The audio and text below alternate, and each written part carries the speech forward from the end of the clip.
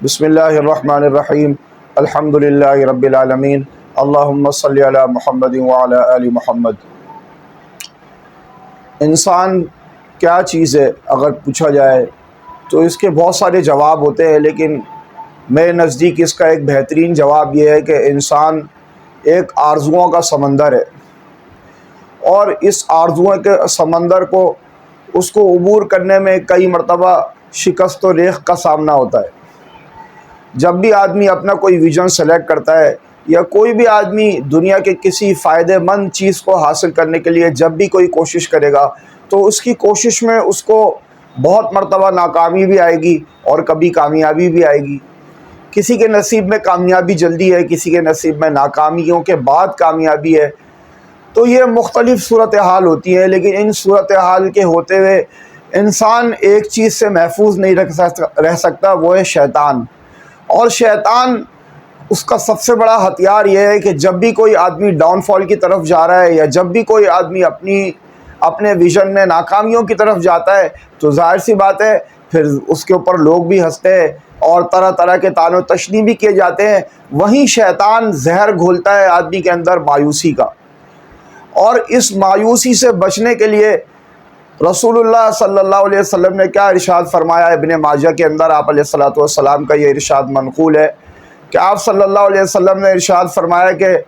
جو چیز بھی تمہیں نفع دینے والی چیز ہے اس کو حاصل کرنے کے لیے صحیح اور کوشش کرو اور عاجز نہ بنو۔ اور بلکہ آپ صلی اللہ علیہ وسلم نے پہلے یہ فرمایا کہ قوی مومن بہتر ہے ضعیف مومن سے، اور خیر دونوں کے اندر ہے۔ اب قوی مومن طاقت کے اعتبار سے قوی، معاشی اعتبار سے قوی، ہر اعتبار سے اس کے اندر وہ بات آ گئی، تو قوی مومن جو ہے وہ بہتر ہے اور ضعیف مومن سے۔ لیکن آپ صلی اللہ علیہ وسلم نے ارشاد فرمایا کہ دونوں کے اندر خیر ہے، ایسا نہیں ہے ضعیف مومن میں خیر نہیں ہے۔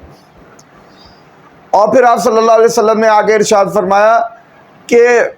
کوشش کرو جو چیز تمہیں نفع دیتی ہے اس نفع دینے والی چیز کے لیے حرص کرو، اس کے لیے کوشش کرو، اس سے عاجز مت بنو۔ لیکن اگر اللہ کی تقدیر غالب آ جائے اور یعنی کہ تمہیں ناکامی کا منہ دیکھنا پڑ جائے تو پھر اگر مگر کا دروازہ نہیں کھولو۔ تو یہ اگر مگر کا دروازہ یہ شیطان کا دروازہ ہے، تو شیطان اس کے ذریعے سے انسان میں مایوسی کا زہر گھول دیتا ہے، اور مایوسی یہ وہ بدترین گناہ ہے کہ پھر اس کے ذریعے سے آدمی مزید گناہوں کی طرف چل جاتا ہے۔ اس وجہ سے کہ جب حق تعالی شانہ ہی سے ہی مایوسی ہو گئی، مایوسی کس سے ہوتی ہے؟ حالات سے، تقدیر سے۔ اصل شکوہ کیا ہوتا ہے؟ وہ اللہ سے کر رہا ہوتا ہے، لیکن اتنی ہمت تو ہوتی نہیں ہے، تو وہ تقدیر پر ڈال دیتا ہے، ادھر ڈال دیتا ہے، ادھر ڈال دیتا ہے۔ تو بھائی یہ اگر مگر کا دروازہ نہیں کھولنا چاہیے، بلکہ یوں کہنا چاہیے ماشاء اللہ، مطلب جس طرح اللہ نے چاہا تھا نا بس وہ اس طرح ہو گیا، میں نے تو اپنی کوشش پوری کر لی۔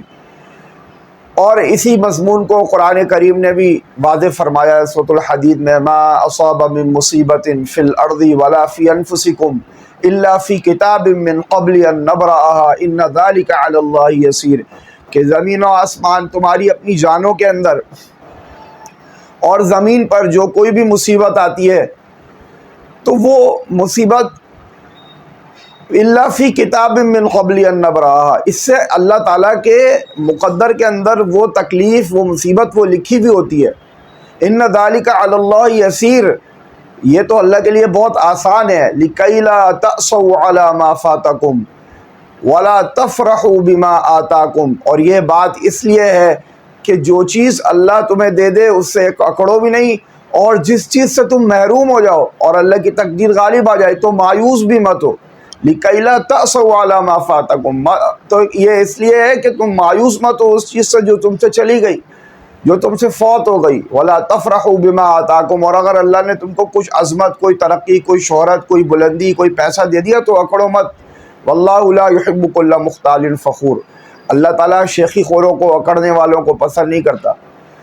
تو جب دنیا کے اندر آ گئے تو دنیا کے اندر آ کر ہمیں شکست و ریغ کا سامنا تو کرنا پڑے گا، اور لیکن حالات کے سامنے ڈٹ جانا یہی مومن کی شان ہے۔ اور مومن کبھی اللہ تبارک و تعالیٰ سے کسی حال میں بھی مایوس نہیں ہوتا، اس لیے کہ اللہ تبارک و تعالیٰ کو پتہ ہوتا ہے کہ اس شخص کو جو کامیابی اس نے سوچی ہے یہ کامیابی اس کے لیے مفید ہے یا نہیں ہے، یا یہ کامیابی جو اس نے ویژن بنایا ہے یہ آگے چل کے اس کے لیے نقصان دہ ہوگا یا فائدہ مند ہوگا، یا یہ بات کہ اللہ تبارک و تعالیٰ کو یہ بات بھی پتہ ہوتی ہے کہ انسان کو جو ویژن اس نے سوچا ہے، جو مال کمانے کے پیچھے ہے یا کسی بھی ایک خیر کو حاصل کرنے کے لیے، دنیا کی متاع کو حاصل کرنے کے پیچھے یہ چل رہا ہے، تو اس کو ابھی نہیں دینی، یہ بعد میں دینی ہے، یہ جب قابل ہو جائے گا۔ جیسے کوئی چھوٹا بچہ ہوتا ہے، وہ ابو سے موٹر سائیکل مانگ رہا ہے، لیکن باپ کیا کرتا ہے، اس کو پتہ ہے کہ یار ابھی جو ہے نا یہ کیا کرے گا، باہر لے جائے گا، اسپیڈ دے گا اور پھر مارے گا کسی کو۔ لیکن اس کے بعد وہی بچہ جب بڑا ہو گیا تو باپ کیا کرتا ہے، 4 وہیل لا کے ایک چابی پکڑا دیتا ہے، اگر صاحب حیثیت ہوتا ہے، کہ بھائی یہ میٹرک میں امتحان پاس ہو گیا، انٹر اچھا نمبر سے پاس ہو گیا، یا کوئی بھی XYZ آپ تصور کر لیں، اور اس کے بہانے سے اس کو ایک بڑا تحفہ دے دیتا ہے۔ تو اللہ تبارک و تعالیٰ بھی ایسا کرتا ہے، لیکن اللہ تعالیٰ کو پست ہمتی اور کم ہمتی، یہ اللہ تبارک و تعالیٰ کو یہ ناپسند عمل ہے، اور اس کے لیے جو سب سے بڑی موٹیویشن ہے وہ رسول اللہ صلی اللہ علیہ وسلم سے آپ کو ملتی ہے۔ آپ دیکھیں آپ صلی اللہ علیہ وسلم کو طائف کے میدان میں کتنے پتھر مارے، اور کس کس طریقے سے آپ صلی اللہ علیہ وسلم کو ستایا گیا، اور کس کس طریقے سے آپ علیہ الصلوۃ کے صحابہ کرام پر تشدد کیا گیا، لیکن آپ صلی اللہ علیہ وسلم نے حق سے منہ بھی نہیں موڑا اور حق پہ ڈٹے رہے، اور صحابہ کو یہی سکھایا، اور صحابہ بھی ہمیشہ حق پہ ڈٹے رہے، اس کے لیے جانیں دے دی۔ تو بڑا پیارا شعر ہے کہ اے دل تمام نفع ہے سودائے عشق میں، ایک جان کا ضیاء ہے سو ایسا ضیاء نہیں۔ وآخر دعوانا الحمدللہ رب العالمین۔